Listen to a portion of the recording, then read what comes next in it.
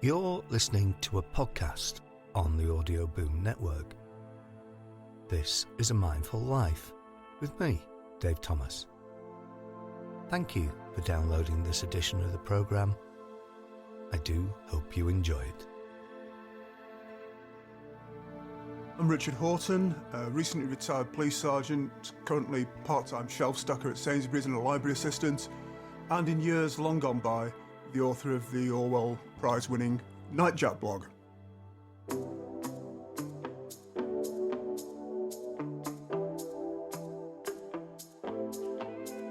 Thanks very much for coming on, Richard. I do appreciate it, especially on a Sunday morning. Perhaps just tell us a little bit about your upbringing, really. Okay, I'm the oldest of four boys, hence when I tweet at I have IV, sort of Roman 1 of 4. So I'm 58, grew up around Ramsbottom in Lancashire and latterly for my A-levels in Keswick in Cumbria. Joined the police 30 years ago after a short career in accountancy because I really wanted to join the police in the end. I guess being the oldest of four, I was brought up that fairness was very important. My mum and my dad drove into me this idea of fairness, that you treat your brothers fairly, you treat other people fairly. Mum and dad always treat us fairly. My dad had this saying, a penny bun cost 4p, because he'd never do for one what they couldn't do for the others.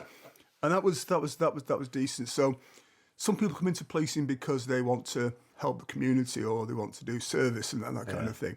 I think looking back, what put me into policing was the idea that I could bring fairness into more people's lives, that I could get fairness or justice for victims of crime. And that's been a driver for me, I think, through my police career, both in terms of dealing with public, with dealing with victims, suspects, with colleagues. Fairness has always been a really important thing for me. Here I am now, 30 years at the end of the career and spreading out into doing other things. I've sought some voluntary work in the local library, doing some IT work with them. About 7 or 8 years ago, I was made a fellow of the Orwell Society, which I was really pleased about. Yeah. But part of that is you're meant to try and put some things back into society in terms of literature, in terms of literacy. And I saw going into the library service as a volunteer as a way that I could make that contribution back and do something to promote some of those values. That's me, really. Well, just before we go on to your policing career, just something that you said about the 4p buns. Yes. Father, I mean, you yourself have a good, what I would say is a good turn of phrase, which you've brought into your writing, and we'll talk about that more later. But do you think you got your love of words from your father, or where do you think that came from? I have no idea. If I had to go to anybody, it would be some of my teachers at Bolton School in the English department. A wonderful man called Charles Winder, who was the head of the English department. He knew that I think that I had a love of literature. I've been an obligate reader since a very, very young age. Yeah. I could read before I went to primary school, which was tricky because you're in the lessons and I was reading sort of children's treasury versions of Coral Island, that kind of thing. Yeah. And it's back to Nippy's our dog, Fluffy's our cat. Child me was probably a little bit turned off by that to some extent. But Charles Winder spotted, I think, that I had that love of literature and of words and started putting books towards me. When I was at school, you might want to read this, Richard. You might enjoy this, Richard. And I think then there were other teachers that on the English side that spotted that. And isn't it so important, isn't it, with teachers? The teachers are so much more than just teachers, aren't they? They were. And I think back to some of the teachers I had. I had some, again, through secondary schools at Bolton School and then at Keswick School for my A-levels. Just great teachers.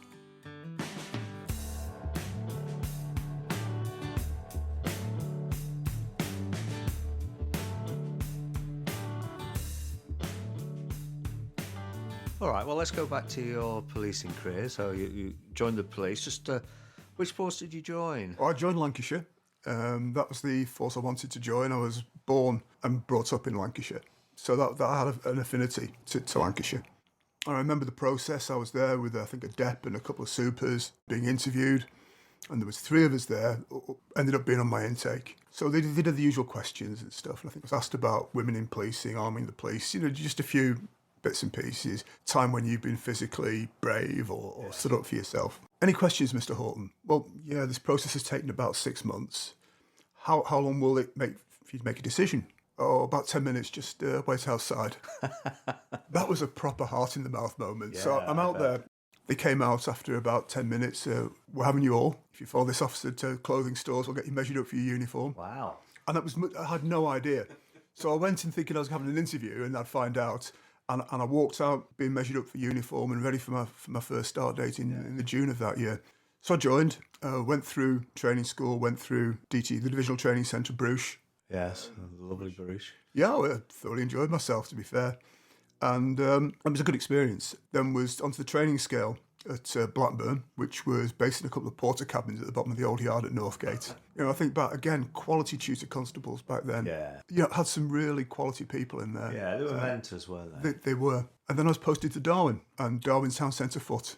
That was my first posting. I got kind of lucky during that time. I locked up a lot of people, to be fair. I locked up a lot of people for burglary, car crime. Decent amount of process going in, usually dangerous parts, that kind of thing. That was my bread and butter.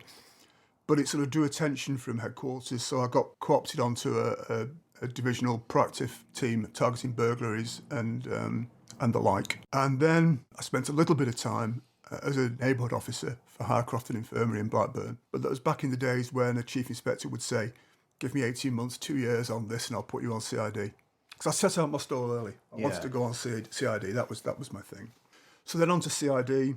I never really went back after that for about 20 years.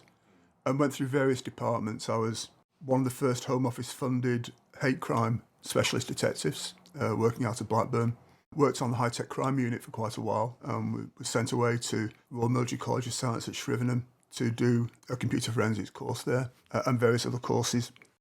And then went on to FMIT, the Major Investigation Team, or the sort of murder squad in old money, if you will, murders and stranger rapes, and had a thoroughly good time on there as well. Then from there, moved on to CID at Leyland, had a spell as acting detective sergeant for 6 months there, then did a spell as an acting sergeant on response at Preston.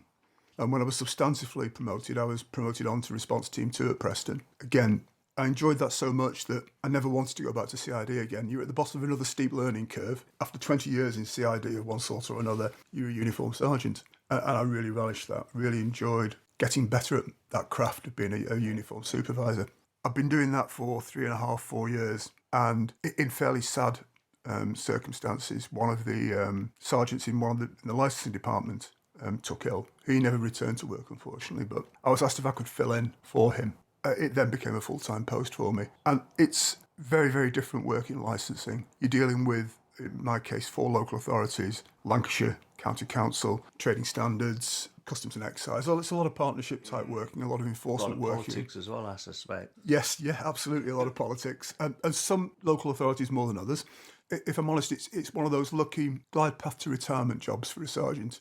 It's responsible, you have staff, you have some big decisions to make, pretty much left alone to get on with it, which again is good. I closed quite a few pubs. I think my parting gift, together with Chorley Borough Council to Lancashire Policing, was Applejack's nightclub in Chorley, which we had the licence removed from. So that just became just a building. And it had been historically a place where... I'm going to say, you weren't just closing pubs because for the sake of it. Oh, there was no. there, wasn't there? There was huge problems there and had been for years. And it got to the point where 16-year-olds were being pulled out of there by the parents. It was just noise, violence. Every aspect of the Licensing Act that you could breach, they were breaching. It got to the point where we had to go to the council to a review. But that was as a parting gift. No more will Charlie Bobbies have to turn up at 5 a.m. to a fight outside Applejack's, because that's gone. So yeah, that was my career. And then since then, I've not been back.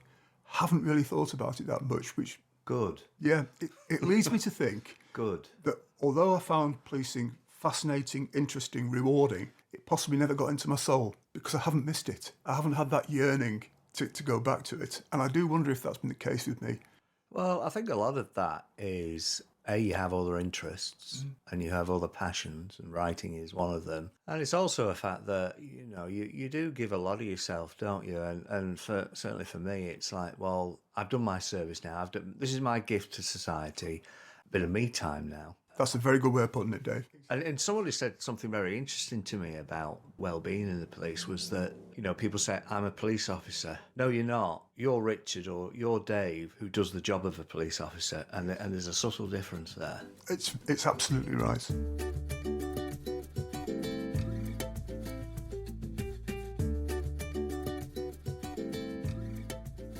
All right. Well, we talked about your writing or your love of writing a little bit earlier. So, and you also mentioned the Nightjack blog. So, what kind of prompted you to start a blog? I have my own Wikipedia page because of that blog. And the reason that I started was back around 2008, 2009, they used to talk about the blogosphere, and there's not so much of it now, but there used to be a lot of people had blogs where you'd write a piece about something that interested you. And I started reading two in particular, the Inspector Gadget blog. Good one. It's a superb blog.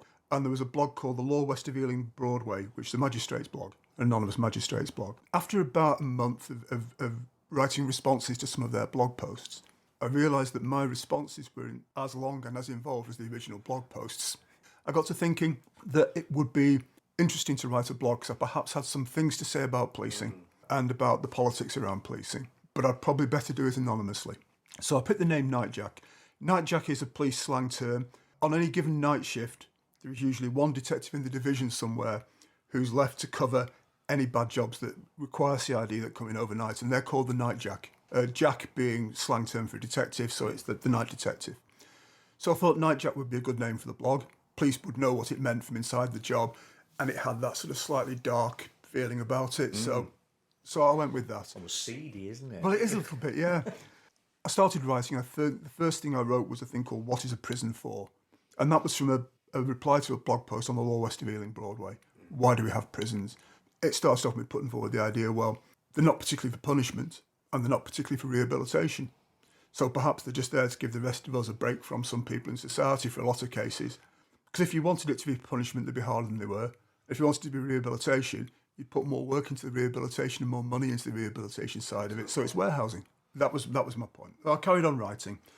I had a series called Only 24 Hours to Crack the Case, which was some fairly heavily disguised accounts of cases that I'd worked on, which seemed to go down fairly well.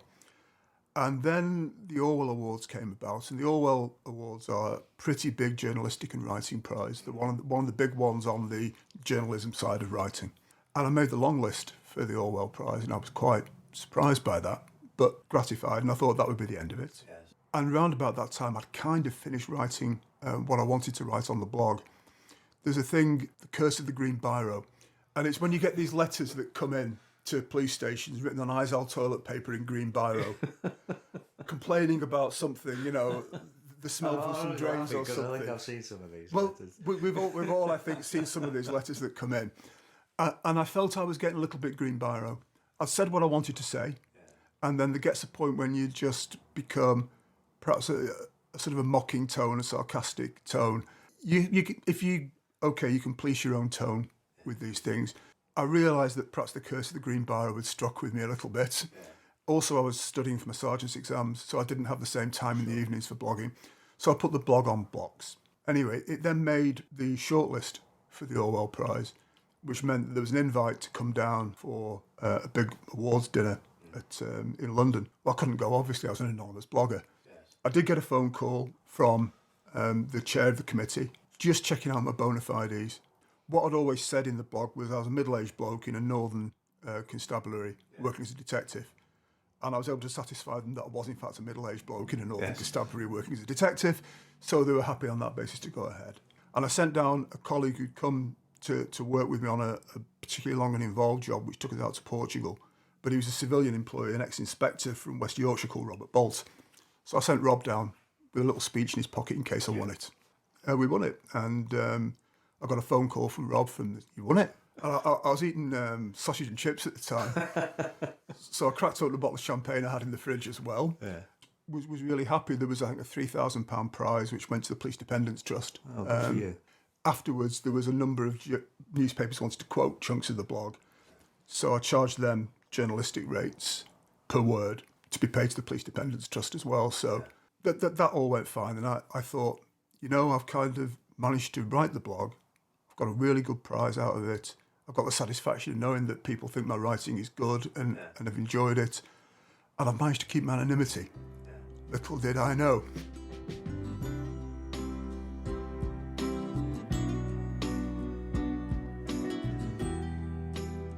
But then it started to go wrong. Yes. There was a call into the constabulary asking for if he had any library pictures of me from the Times newspaper. And my DA at the time had a word with me. Do you know why this might be, Richard? Why the Times might be? What's in your photograph? And then I got a phone call from a journalist at the Times saying he'd identified me. Did the organisation know at that point that you'd been doing a blog? No, they had no idea. There was nobody at all in the organisation that I'd been writing blog Nightjack. Although, strangely, a number of people had come to me and said, like, there's this blog Nightjack, Richard, you should read it. I think you'd really enjoy it.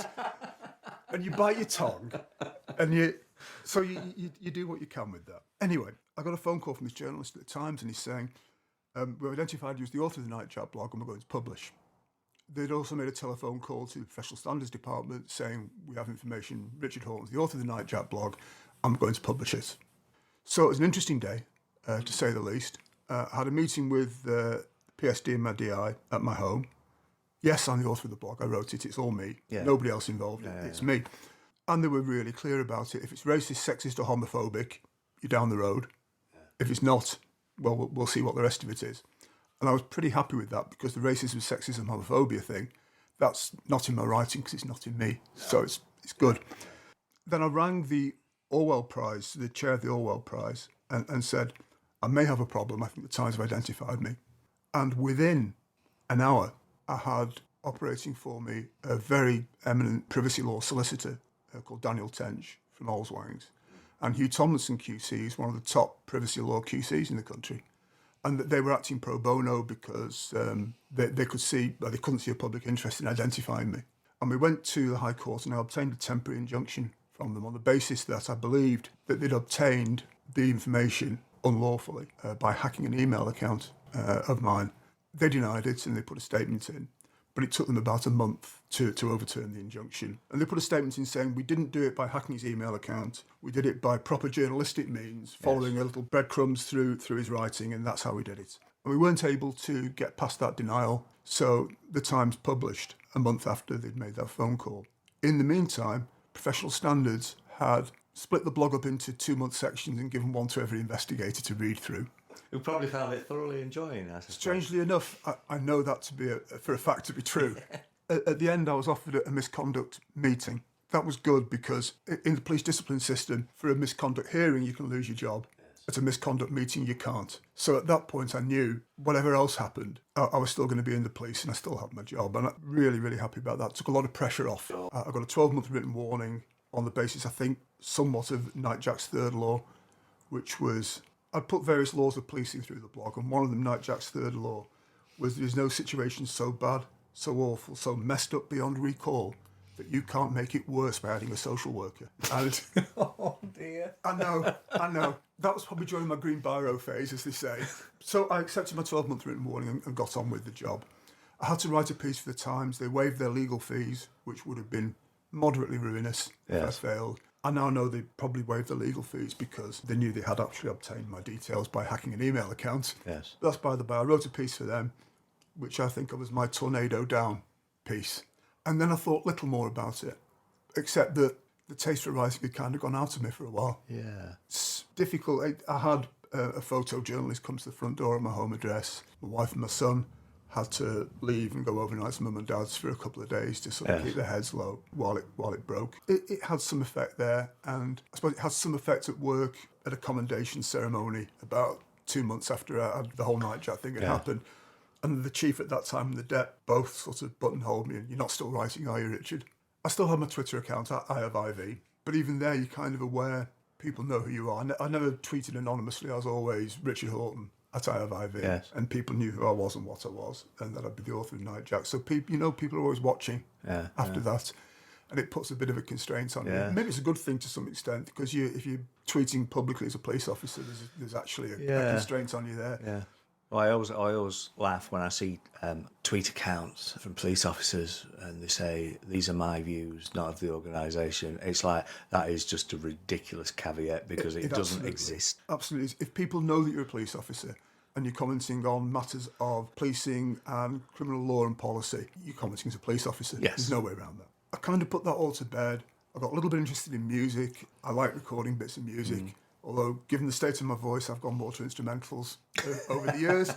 Still looking for a singer, but I'll see how that goes. And thought really nothing more about it for possibly a decade. Nightjack sort of disappeared into the past, and there's a few copies left. I think there's a copy in the British Library Archive. There's a Wayback Machine copy, but there isn't any live copies of Nightjack. There's a book, an American guy who was a professional typesetter, typeset the whole blog and put a cover on it. Yes. It was a great cover, and it's available through Lulu, I think. I don't make anything off that, neither does he. Yes. When I found out he'd done it, I just sent him an email saying, "Thank you, the book looks wonderful. Yeah. Please don't try and make this commercial." Yeah. And he hasn't, to be fair. It just sits there. Then we came to the Leveson inquiry and the involvement of David Allen Green, who's a lawyer in London, to who I owe quite a renowned lawyer, in fact. He is, and a very prominent Twitter commentator on Brexit, for example. He's had a lot to say about Brexit. He's had a lot to say about the COVID legislation. And he'd been, I think, an admirer of the Nightjack blog in the past and enjoyed reading it. So Leveson comes along, and it's the inquiry into phone hacking initially. And there's some disclosure made by the Times newspaper that around the time that the Nightjack thing was being done by the Times, a journalist had been sacked. And shortly afterwards, the head of legal at Times, his services had been dispensed with.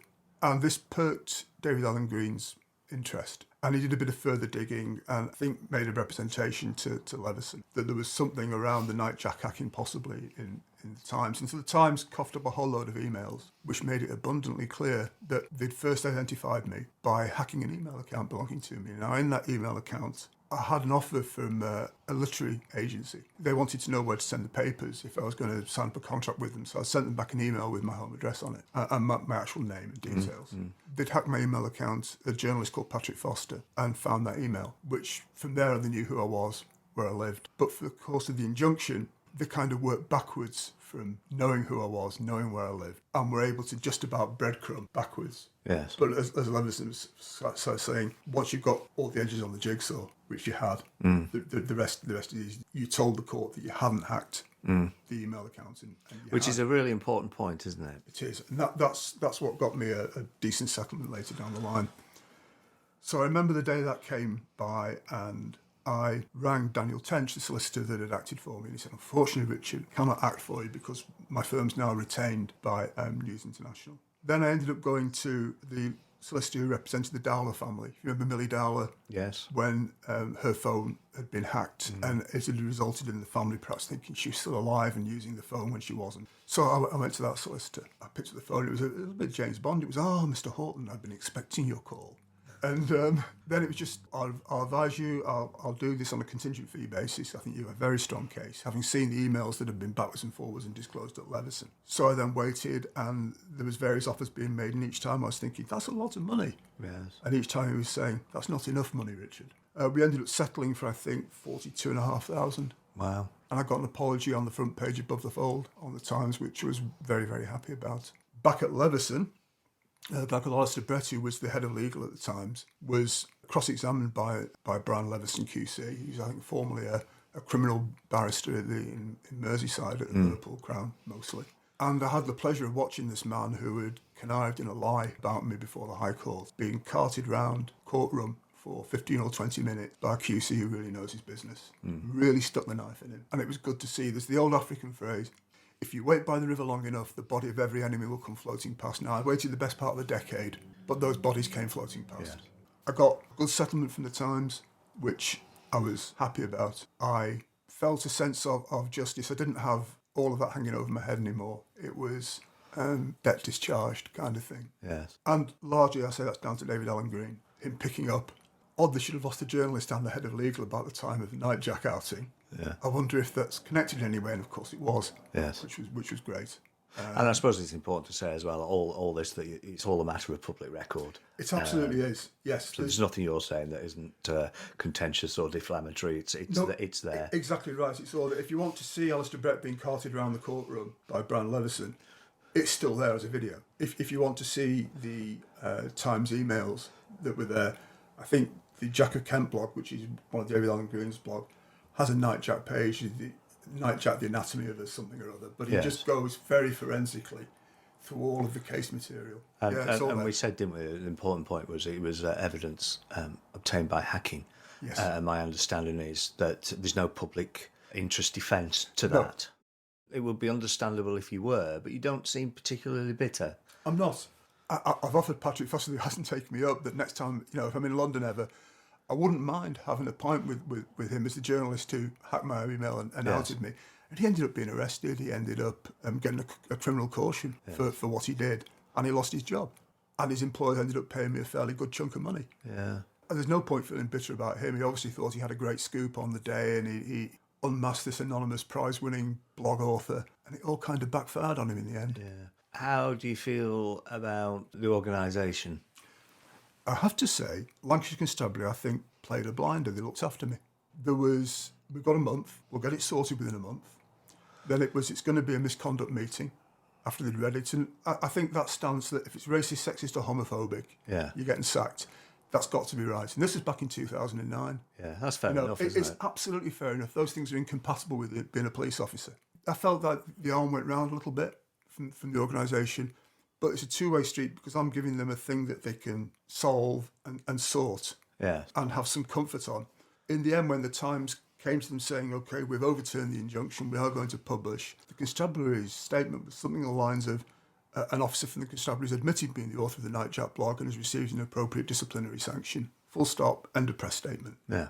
And it's boxed off. Well, there's none of that. Well, what are you going to do with him? We have done. We've read it. It's not racist, sexist, homophobic. Yeah. He's got a 12-month written warning in respect of his writing. That's the end of it for us. Unless he reoffends within the 12 months kind of thing. Yeah. As they say, the detective will rule off, new page. Well, indeed. Absolutely right, yeah. I felt the organisation dealt with it professionally, properly. The Federation were great. They perhaps didn't have an idea what was going on initially. Yes. But they were supportive. My line management, right the way up to Chief Superintendent, were supportive. So I think once they understood that it was basically police commentary and nothing that was way out in left field and wrong, Yes. I think somebody sort of took to the heart of what it was of being a detective. Do you think if that blog had been written now, in 2022, Yeah. that perhaps the same sanctions would have been given to you? I think my job would have been more at risk if I was doing it now. Really? I do. Well, that's interesting. Yeah. The big thing, the thing that college police talk about all the time, the HMIC talk about all the time, the Police Foundation report talks about, and the most recent report on Stop Search, is confidence in policing. And if you do something that is seen now as diminishing or harming public confidence in policing, that's a really serious thing now. And it's a very, very wide topic It's to fall over, isn't it? It's a much wider net, it's a much finer net, rather, than racist, sexist, homophobic. Yeah. So I think that they've looked at that, well, you've done harm to the confidence of the public in policing, goodbye. I think it's much more likely to happen. If somebody used to do my blog now, Yes. yes, I think that would be much more likely to happen. Yeah. I'm so glad that it's not destroyed your love of writing, and I know that you're collaborating with a friend, a police colleague, Steve Bradshaw, Yes. and myself on a new podcast called Yes, The I Thin am. Blue Mind, which is between us, we're looking at various policing issues, and I hope we've just done a pilot episode. I hope we don't come across as three grumpy, bitter old men, because certainly from my perspective, and I suspect yours as well, and Steve's, none of us are bitter about our service. We've only good things to say. Yes, there are moments in our careers which have been pretty dark, but overall it's something I've thoroughly enjoyed and probably would do again. I would definitely do it again. I said at the start of the podcast that policing probably didn't get in my soul, but it doesn't mean I don't love it. And I've, as an occupation, I have loved doing it. I've loved being part of it. And I hate what I see as harm being done to it over the last decade of my service. And there's certainly enough out there at the moment that people are trying to do exactly that, aren't they? I think so. And if I have an opinion on it, and the Thin Blue Mind podcast lets me get some of that out in a reasoned way, without the green biro slipping onto the page, then that's a thing I'd be very interested in doing. I want to do. Yes. Because there is things to be said about policing, and there are things that it is easier or better to say when you're recently out from the job, Yes. as we call it. And it holds true for chief constables. The number of times you'll see a chief constable on the way out in the last weeks or months, going to the local press often and saying, this is why things have been so awful, and these are the bad things that have happened to us, the bad things that are happening to us, things that it's difficult for them to say whilst they're still in service. Because a chief constable has such an amount of politics involved. But I feel the same thing, as I said to you. In 2 years, the job will have changed out of all recognition again. Yeah, we'll be out of touch, won't we? Yeah, and I don't want to be one of those voices in the wilderness, the sort of embittered ex-cop in media. Yeah. So I've set a shelf life on it. Yeah. And when I think, and I think it's going to be 2 years max, that I no longer have anything relevant to say about policing, that I'm too far gone from the game, Yes. it's time to stop. And I've got other things to do in life. Yeah, absolutely. I have my music, I have my little job at Sainsbury's, stacking the shelves and doing the bakery. I have my volunteer work at the library. I have a retirement to get on with, some more time under canvas, good holidays, all that good retirement stuff. So I won't be short of things to do if I don't have a podcast anymore. But I'm very keen to do it whilst I still can and while it's still relevant. Yeah. Well, I suspect there's probably still a little bit of night chat left, some unfinished business, and You'd be right. And our new podcast will perhaps be a good medium for that, perhaps. I think so. Well, Richard Horton, it's been an absolute delight. Thank you. And Similar, Dave. That's similar. Until we speak again on our other podcast. Thank you. Yes, indeed. Thank you.